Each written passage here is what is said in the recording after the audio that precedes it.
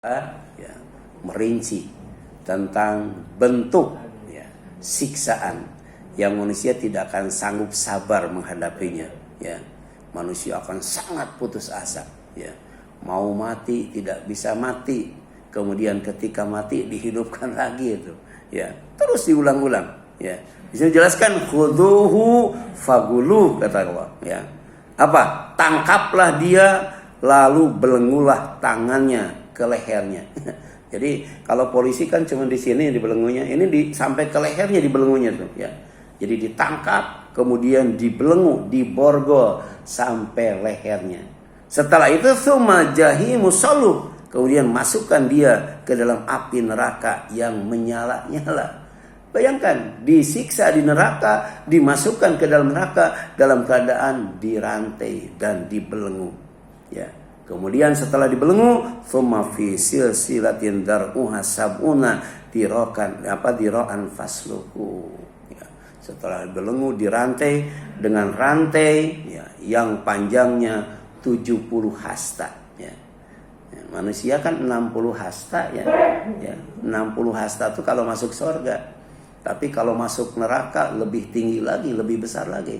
Sampai kemudian rantainya saja itu 70 hasta itu.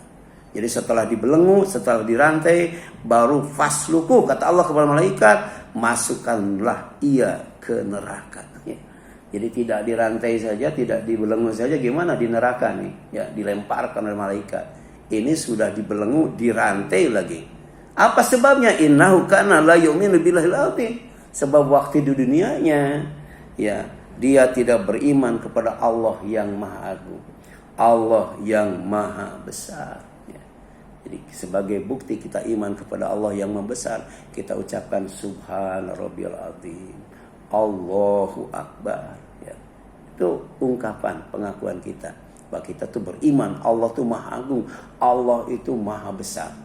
Ya, walaupun penghuni neraka itu lebih tinggi dan lebih besar dari penghuni surga, tapi azab Allah lebih besar lagi, lebih dahsyat lagi. Ya. Jadi kenapa ditinggikan, kenapa dibesarkan manusia di neraka itu? Karena Allah akan siksa dengan siksaan level tinggi yang manusia tidak bisa menirunya, tidak pernah bisa melakukannya waktu di dunia. Ya. Seperti yang dilakukan Fir'aun dan lain sebagainya.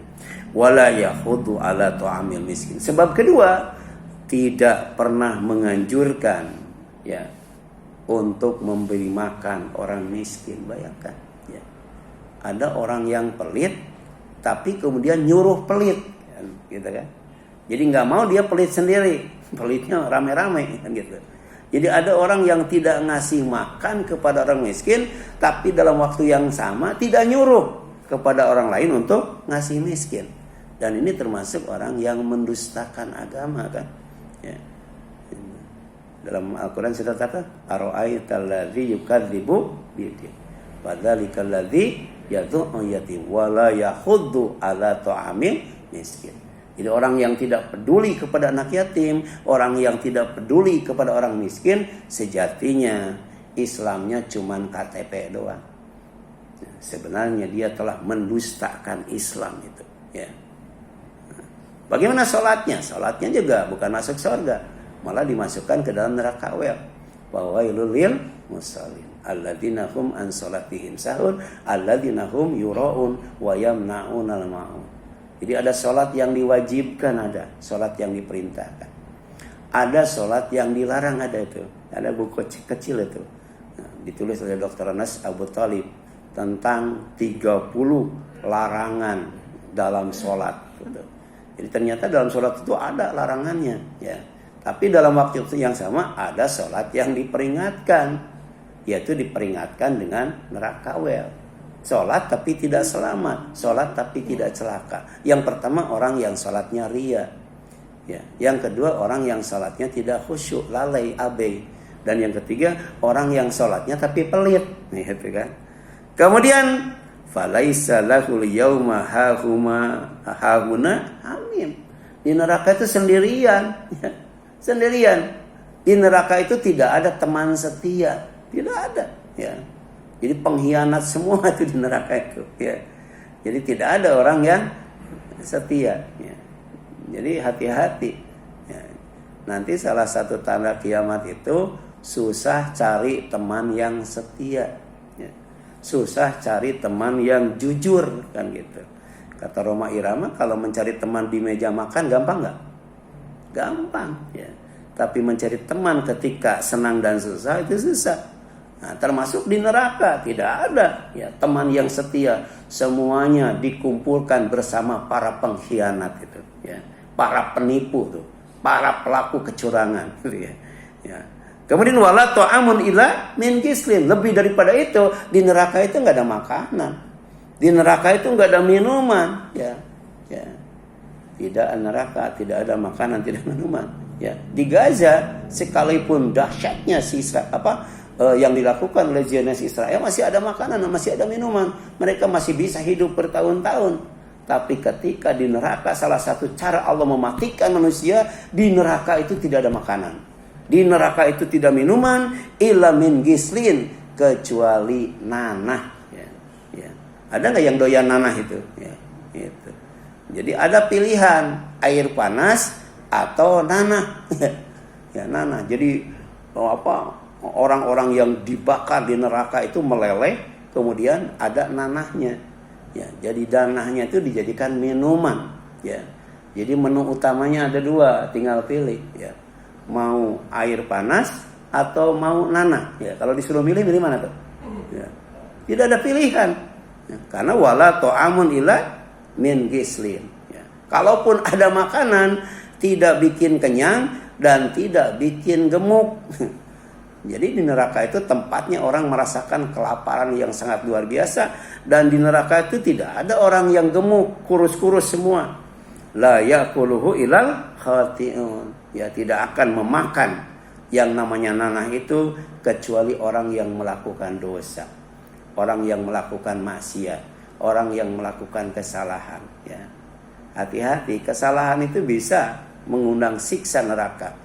Di mana salah satu siksanya minum air nanah. Makanya sebelum tidur disunahkan untuk berdoa, Rabbana la tu'akhidna in nasina aw akhtana. Tapi suka lupa enggak? Ya. Kira-kira dari bangun tidur sampai tidur kembali, ya, dosa dan kesalahan banyakan mana itu? Ya, banyak dosa, banyak kesalahan. Ya. Jadi ternyata bukan hanya dosa saja kita minta maaf kepada Allah, ya, tapi juga kesalahan ya yang dilakukan oleh kita. Kalau tidak jadi dosa itu. Dan ternyata ya, nanah itu tidak akan dimakan. Makanan neraka itu tidak akan dimakan kecuali illa al-khati'un, orang yang melakukan kesalahan ya. Jadi manusia itu al-khata'un, biasa berbuat salah ya. Tapi sebaik-baik orang yang berbuat salah itu at-tawwabun, bertobat terus-menerus ya. Ya. Kita berbuat salah tiap hari atau seminggu sekali? Ya. Dalam 1 jam kita berapa kali berbuat salah ya. Makanya setiap kita berbuat salah dan tahu itu salah, segera bertobat ya. Jangan ditumpuk-tumpuk. Sebab kalau jangankan dosa, kesalahan saja kalau dibawa mati itu menyebabkan azab Allah berupa minuman yang sangat lezat, yaitu air nanah. Ya. Ada yang pernah minum air nanah? Ya. Iya, itu. Ya. Ada air panas yang panasnya itu setara dengan besi mendidih. Ya, besi mendidih berapa derajat itu? Ya. Itu diminum. Nah, tapi sebelum diminum, ya, maka airnya itu membakar wajah. Bayangkan ada air yang membakar. Ya. Jadi airnya itu langsung, jadi belum diminum sudah nyamber ke wajahnya. Ya. Itu bagi orang yang memilih kebatilan daripada kebenaran. Ya. Ya. Jadi kebenaran itu datangnya dari Allah. Jadi siapa yang mau iman silahkan, siapa yang mau kufur silahkan.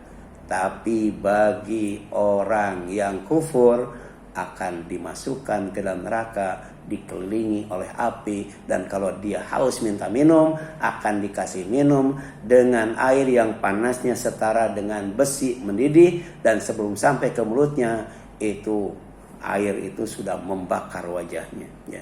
Jadi jangankan air yang mengandung api, air yang panas saja itu kesiram gimana tuh? Disiram air tuh, ya, disiram air, gitu.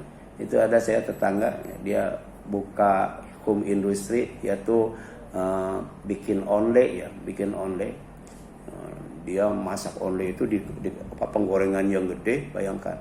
Ketika menggoreng itu minyaknya tumpah tuh, tumpah. Jadi dari leher ke bawah tuh kesiram minyak. Itu yang terjadi apa? Si kulitnya tuh pada kayak daging. Tahu daging kan? Numbuh itu kulitnya tuh. Dan itu kalau kalau panas ya, itu luar biasa itu. Karena pori-porinya ketutup daging. Ya. Kalau tidak ada daging kan itu pori-porinya ada nggak? Ini dari leher sampai badan sampai kaki itu karena kesiram air panas, walaupun sembuh itu pori-porinya ketutup itu. Panasnya luar biasa, gerahnya luar biasa. Ada pori-pori saja sekarang panas nggak? Bayangkan tidak ada pori-pori itu, ya. Itu kesiram air panas, ya. Kesiram minyak panas itu. Ya. Nanti ada komplit, ya. Ada minyak, ya. Ada air, ada api. Itu bagi yang tinggal di neraka, ya. Kemudian yang selanjutnya, inna syajarat az-zakum. Ada itu bonus makanan, ya, yang namanya pohon zakum. Pohon zakum. Itu ta'amul athim, makanan khusus untuk orang yang berbuat dosa. Kal muhli yagli fil butun. Panasnya itu seperti cairan tembaga yang mendidih di dalam perut. Ya, jadi kalau waktu dimakan nggak apa-apa, cuma sakit doang, ya, sakit doang, ya. Tapi ketika masuk ke dalam perut itu mendidih. Mendidihnya itu seperti tembaga, ya. Kira-kira tembaga yang mendidih atau mencair dengan besi yang mencair itu panasan mana ya? Ya. Ya, jadi minumannya setara dengan besi yang mendidih. Sedangkan makanannya ketika masuk ke dalam perut mendidih seperti mendidihnya tembaga. Ya. Kira-kira orang bisa sabar gak dengan siksa seperti itu? Ya. Ya, saya punya tetangga itu, ya, itu kena prostat, gak bisa kencing. Sampai kemudian dia berdiri mencerit-cerit, kemudian telanjang bulat tuh, menahan rasa sakit, gak bisa kencing. Ya, itu di dunia, ya, ya, di dunia, ya. Coba aja kalau mau bagaimana sakitnya siksaan di dunia, itu minum semen itu, ya. Minum semen gimana tuh? Ya, bisa nggak buang air tuh? Iya, nggak bisa itu, nggak bisa. Ya, apalagi ketika orang sudah lansia. Orang lansia itu kemudian dia minum es, dampaknya luar biasa ya, minum es. Apalagi minum semen itu, ya. Gitu. Nanti orang sampai seperti itu, ya. Ya, jadi minumannya panas seperti besi mendidih, belum nyampe ke mulut, wajahnya sudah terbakar. Makanannya namanya zakum, ya, sebuah pohon yang tumbuh, ya, dari dasar neraka sampai ke permukaannya. Semuanya makan itu tuh. Ya, tapi ketika dimakan masuk ke perut, ya, kemudian buah itu mendidih seperti mendidihnya tembaga. Kagal yil jahim, katanya, seperti mendidihnya air yang sangat panas. Kemudian setelah itu, ya, lagi menikmati, ya, sakitnya minum air panas, ya, dan kemudian makanan yang menyakitkan, maka kemudian malaikat disuruh oleh Allah, khuduhu, tangkap dia. Tangkap dia. Kalau ditangkap berarti lari nggak tuh, ya? Ya. Itu ditangkap itu. Pagtaluhu. Kemudian setelah itu belenggu dia. Ila sawa'il jahim, sampai ke tengah-tengah neraka. Jadi pada ada di pinggir neraka semuanya, ya. Ya, jadi diminum air panas sama makan yang namanya buah zakum. Nah, dia berada di pinggir neraka. Di pinggir neraka adem nggak ya? Dia ada di pinggir. Kemudian karena dia di pinggir, oleh Allah disuruh ditangkap, dibawa ke tengah-tengah neraka. Setelah sampai di neraka, ini bukan dongeng, ya, ini Al-Quran. Ya, sadaqallahul adzim. Setelah sampai di tengah neraka, kata Allah, "Tsumma subu fawqa ra'sihi min adzabil hamim. Kemudian curahkan itu dari atas kepalanya air yang sangat mendidih, ya. Ini ya.